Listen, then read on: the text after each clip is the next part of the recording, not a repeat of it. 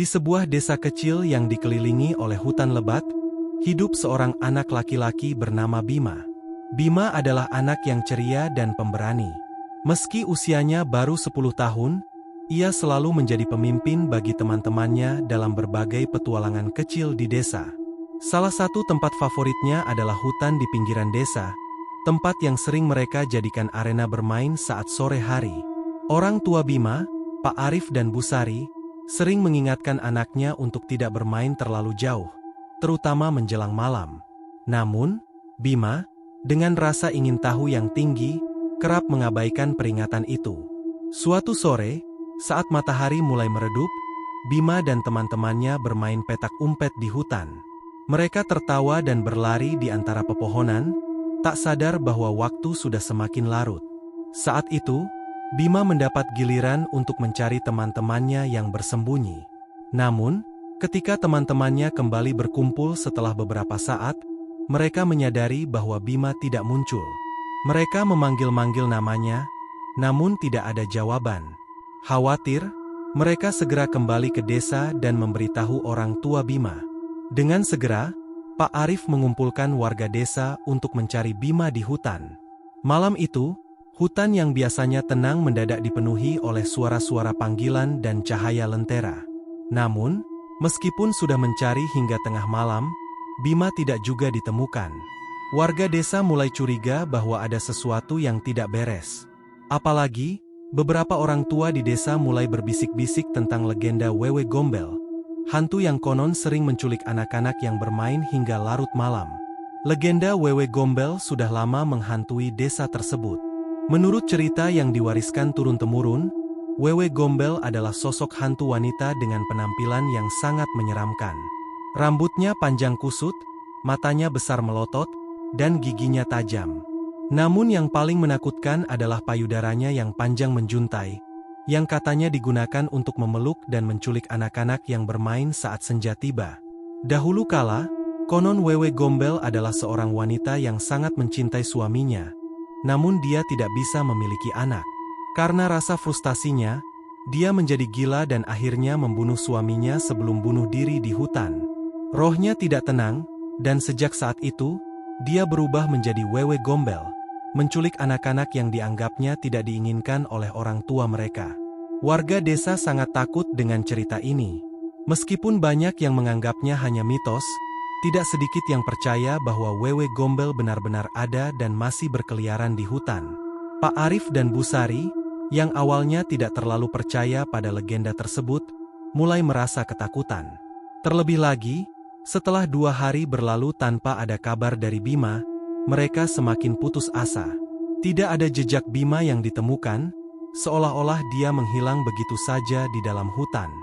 Pada malam ketiga setelah hilangnya Bima, Bu Sari mengalami mimpi yang sangat aneh dan menakutkan. Dalam mimpinya, dia melihat Bima sedang duduk sendirian di tengah hutan. Anak itu tampak kebingungan dan ketakutan. Dari kegelapan di sekelilingnya, muncul sosok wanita tua dengan rambut panjang kusut, yang perlahan mendekati Bima. Bu Sari merasa lumpuh dalam mimpinya, tidak bisa bergerak ataupun berteriak. Dia hanya bisa melihat bagaimana wanita itu, yang dia yakini adalah Wewe Gombel, meraih Bima dan memeluknya erat. Bu Sari merasa ngeri ketika melihat payudara panjang wanita itu melilit tubuh Bima, seolah-olah menahannya untuk tidak bisa lari. Saat wanita itu menoleh ke arah Bu Sari, dia terbangun dengan keringat dingin. Nafasnya tersengal-sengal dan jantungnya berdegup kencang. Dia tahu bahwa apa yang dia lihat bukan sekadar mimpi biasa. Itu adalah peringatan. Dia segera membangunkan Pak Arif dan menceritakan mimpinya. Pak Arif yang awalnya skeptis, mulai merasakan hal yang sama. Mereka tidak bisa menunda lagi. Mereka harus mencari Bima, tidak peduli dengan resikonya. Dengan penuh tekad, Pak Arif dan Bu Sari mengumpulkan beberapa orang warga desa yang masih peduli. Mereka memutuskan untuk memasuki hutan di malam hari, meskipun itu sangat berbahaya. Sebelum berangkat, mereka berkumpul di rumah kepala desa untuk berdoa dan meminta perlindungan. Ketika mereka masuk ke dalam hutan, suasana langsung berubah menjadi mencekam. Udara terasa dingin dan berat, dan suara-suara hutan yang biasanya terdengar, seperti lenyap ditelan kegelapan. Cahaya lentera yang mereka bawa tampak redup, seolah-olah tidak mampu menembus pekatnya malam. Busari terus memanggil-manggil nama Bima, namun hanya gema suaranya yang kembali. Warga desa yang ikut merasa semakin cemas, tetapi mereka tetap berjalan, berusaha mencari jejak apapun yang mungkin mengarah ke Bima. Tiba-tiba, salah satu dari mereka, seorang pria tua bernama Pak Marno, merasakan sesuatu yang aneh. Dia melihat bayangan samar-samar di antara pepohonan. Dengan perlahan, dia mendekati bayangan itu dan terkejut ketika melihat sebuah kain putih tergantung di dahan pohon. "Itu pakaian Bima," teriak Pak Marno sambil menunjuk ke arah kain putih itu. Busari segera berlari mendekat dan benar saja, itu adalah potongan baju yang dikenakan Bima pada hari dia hilang. Harapan muncul di hati mereka. Mungkin Bima masih hidup dan ada di sekitar sini. Namun, saat mereka semakin mendekati kain itu, sebuah suara aneh terdengar dari arah pepohonan. Suara itu terdengar seperti suara wanita yang tertawa, namun ada sesuatu yang menyeramkan dalam tawa itu. Pak Arif mencoba tetap tenang dan mengajak yang lain untuk berkumpul. Mereka menyalakan lebih banyak lentera dan berdoa agar diberi keberanian. Namun, ketika suara tawa itu semakin keras, keberanian mereka mulai runtuh satu persatu. Dari balik pepohonan, muncul sosok yang sangat menakutkan. Wanita itu memiliki rambut yang sangat panjang dan kusut, matanya besar melotot dengan tatapan yang penuh kebencian. Tubuhnya dibalut dengan kain putih yang kotor, dan yang paling mencolok adalah payudaranya yang menjuntai panjang. Teriak salah satu warga desa yang langsung lari ketakutan. Namun, sebelum dia sempat melarikan diri jauh, Wewe Gombel melambaikan tangannya dan pria itu jatuh terkulai di tanah, pingsan. Pak Arif dan Busari berdiri membeku. Wewe Gombel mendekat, dan dari balik tubuhnya, terlihat Bima yang tampak lelah dan ketakutan. Anak itu menangis pelan, tetapi seolah-olah tidak mampu bergerak karena lilitan dari payudara Wewe Gombel yang menahannya. "Anak ini, milikku," kata Wewe Gombel dengan suara yang serak dan dingin. "Kalian tidak bisa mengambilnya dariku." Busari menangis dan memohon, "Tolong, lepaskan anakku. Kami akan melakukan apa saja, tapi tolong kembalikan dia." Wewe Gombel tertawa keras, tawa yang membuat bulu kuduk semua orang berdiri. "Kalian tidak tahu? Anak ini sudah menjadi milikku karena kalian tidak menjaganya.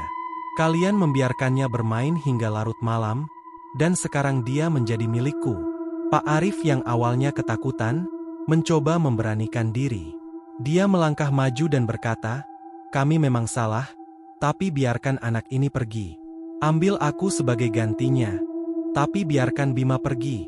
Wewe Gombel menatap Pak Arif dengan tatapan tajam. "Kau pikir pengorbananmu bisa membebaskannya? Aku tidak butuh pengganti. Aku hanya butuh anak-anak yang tidak diinginkan." Saat itu, Pak Marno, yang membawa kitab suci dan air suci, melangkah maju. Dia membaca ayat-ayat suci dengan suara keras, dan Wewe Gombel tampak terganggu. Dia mundur beberapa langkah, dan lilitan payudaranya pada Bima mulai longgar. "Teruskan, teruskan," teriak Pak Arif. Dengan keberanian yang baru ditemukan, mereka semua mulai berdoa bersama, memohon perlindungan dan keberanian. Pak Marno melanjutkan pembacaan ayat-ayat suci dengan suara yang semakin lantang, menggema di tengah hutan yang gelap gulita. Wewe Gombel menggeram. Matanya melotot kini menyala merah melihat Pak Marno. Dia mencoba mendekati Pak Marno, namun setiap kali dia mencoba, lilitan payudaranya pada Bima semakin longgar. Busari yang sudah tidak tahan lagi, berlari ke arah Bima, berusaha menarik anaknya dari lilitan itu. Ketika tangannya menyentuh Bima, dia merasakan dinginnya tubuh anaknya, seolah-olah Bima telah berada di bawah pengaruh kegelapan yang sangat kuat. Namun, berkat doa dan keberanian yang mereka kerahkan bersama, kekuatan Wewe Gombel mulai melemah. Hantu itu berteriak marah, namun suaranya terdengar semakin jauh dan samar. Payudara yang melilit tubuh Bima akhirnya terlepas sepenuhnya, dan Busari berhasil merengkuh anaknya dalam pelukan. "Wewe Gombel, pergilah, kembali ke tempatmu berasal," teriak Pak Marno sambil menyiramkan air suci ke arah Wewe Gombel. Air itu mengenai tubuh Wewe Gombel, dan sesaat kemudian, hantu itu menjerit kesakitan. Tubuhnya yang menyeramkan mulai berubah menjadi asap hitam yang pekat, dan perlahan-lahan menghilang di antara pepohonan. Suara tawa menyeramkannya terdengar semakin sayup, hingga akhirnya benar-benar lenyap dari pendengaran mereka. Setelah Wewe Gombel menghilang, suasana di hutan berubah menjadi sangat hening. Tidak ada lagi suara burung atau serangga yang biasa mereka dengar. Udara yang dingin mulai menghangat, dan lentera-lentera yang mereka bawa kini menyala dengan terang. Bima masih berada di pelukan Busari, namun dia terlihat sangat lemah. Tubuhnya dingin, dan napasnya tersengal-sengal. "Bima, anakku, kamu baik-baik saja?" tanya Busari dengan suara gemetar. Bima membuka matanya perlahan. "Ibu, aku takut," katanya dengan suara serak. Pak Arif segera meraih tangan anaknya. "Bima, kita sudah selamat. Wewe Gombel sudah pergi. Kamu aman sekarang, nak?" Dengan hati-hati, mereka membawa Bima keluar dari hutan.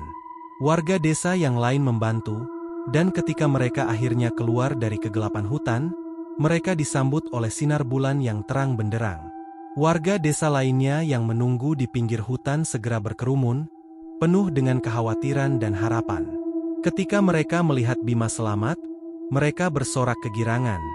Malam yang penuh teror itu akhirnya berakhir.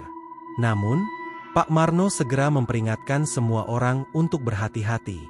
Wewe Gombel mungkin telah pergi, tapi jangan pernah lengah. Kita harus selalu menjaga anak-anak kita, jangan biarkan mereka bermain hingga larut malam, terutama di dekat hutan ini. Bima dan keluarganya mencoba melanjutkan hidup seperti biasa setelah kejadian tersebut. Namun bayang-bayang malam itu masih menghantui pikiran mereka. Bima sering terbangun di malam hari, mengigau, dan berteriak ketakutan. Busari dan Pak Arif terus berusaha menenangkannya. Namun mereka tahu bahwa kejadian itu meninggalkan trauma yang mendalam. Desa itu pun mulai lebih berhati-hati. Anak-anak tidak lagi diperbolehkan bermain hingga larut malam, terutama di dekat hutan. Meski begitu, ada beberapa warga yang masih merasakan kehadiran Wewe Gombel, seolah-olah hantu itu masih mengawasi dari kegelapan, menunggu saat yang tepat untuk kembali. Beberapa minggu setelah kejadian itu, Bima mulai berbicara tentang bisikan-bisikan aneh yang dia dengar di malam hari. Dia mengaku mendengar suara wanita yang memanggil namanya dari luar jendela kamar. Suara itu sangat familiar, namun penuh dengan nada ancaman. Busari dan Pak Arif tidak ingin mengambil risiko lagi. Mereka memanggil Pak Marno dan beberapa tokoh agama lainnya untuk mengadakan doa bersama di rumah mereka. Namun, meskipun sudah melakukan berbagai upaya, bisikan-bisikan itu tidak juga hilang. Suatu malam, saat hujan turun dengan deras, Bima kembali terbangun.